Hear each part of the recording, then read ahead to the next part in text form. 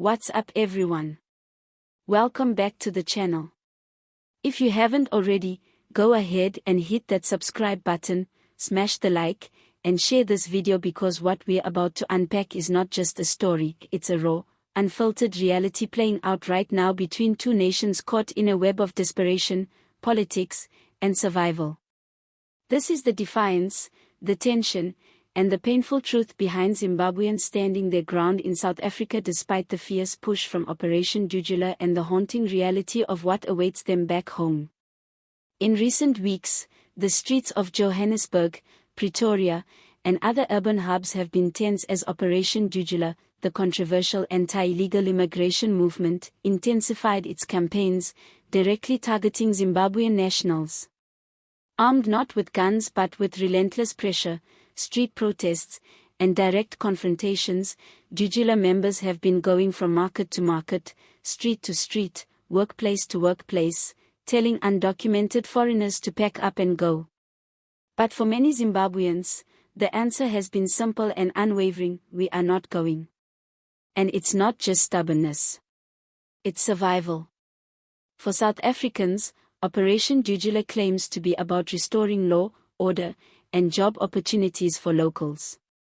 But for Zimbabweans caught in the crosshairs, this is a matter of life and death, and for some, returning home feels worse than death itself. Behind every Zimbabwean migrant is a story soaked in hardship: the mother who works 12 hours a day cleaning houses just to send our 500 home so her children can eat, the young man pushing a trolley in a busy street, making just enough to buy food for his family back in Harare, the skilled worker forced to take menial jobs in South Africa because Zimbabwe's collapsing economy offers nothing. When Dudula activists demand that they go back, many Zimbabweans quietly ask, go back to what?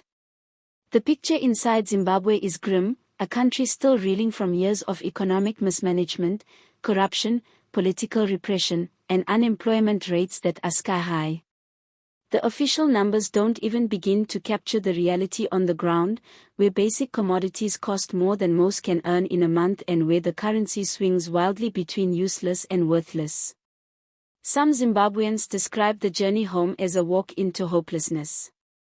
Power cuts last for hours or days, water taps run dry, hospitals lack medicines, and jobs, real, paying jobs, are virtually non-existent. Political tensions remain high, with reports of activists being harassed, opposition members silenced, and the air thick with fear for those who dare speak out. For young men and women who fled all this, the idea of returning is like stepping into a coffin while still breathing. The defiance in the face of Dudula's campaigns isn't just about clinging to a better life, it's about clinging to life itself. In the informal settlements and inner city flats, whispers spread among Zimbabwean communities about the raids, the threats, the intimidation. People live on edge, making contingency plans: if Dudula comes here, where do we hide? If they shut down this market, where do we go? Families have been forced into constant movement, like fugitives in a country they have called home for years. Yet still, they stay. Tensions between South Africans and Zimbabwean migrants have reached boiling points before, but what's different now is the organized nature of the Dudula movement and the visible desperation in South Africa's own communities.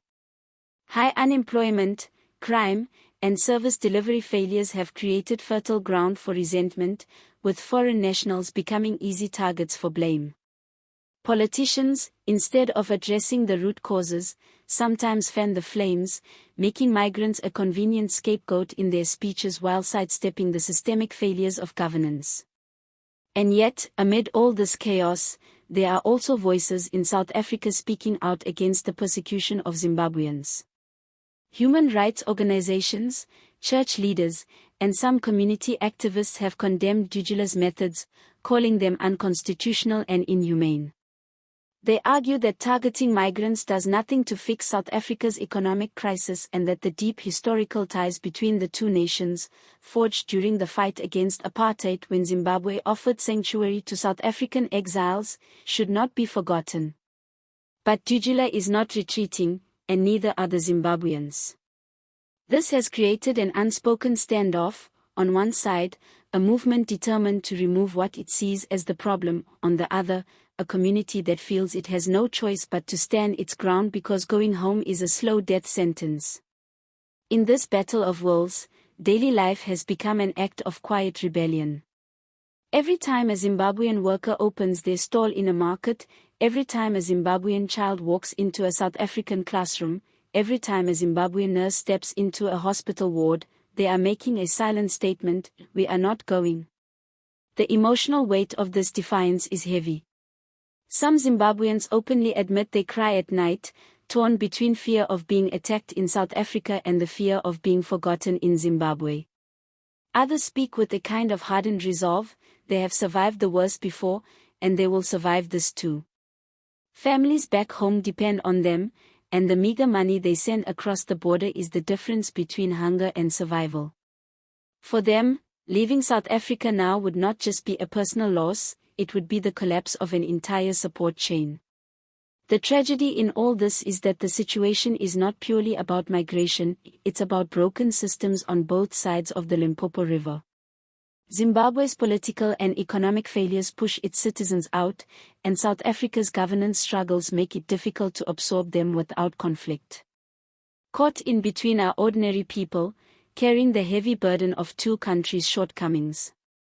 For now, the streets remain tense, the rallies continue, and the whispers of "we are not going" grow louder in the face of pressure. But make no mistake, this is not a comfortable defiance. It's a survival stance in a world that has given these people no safe place to stand. Zimbabweans in South Africa know the risks. They know the hostility.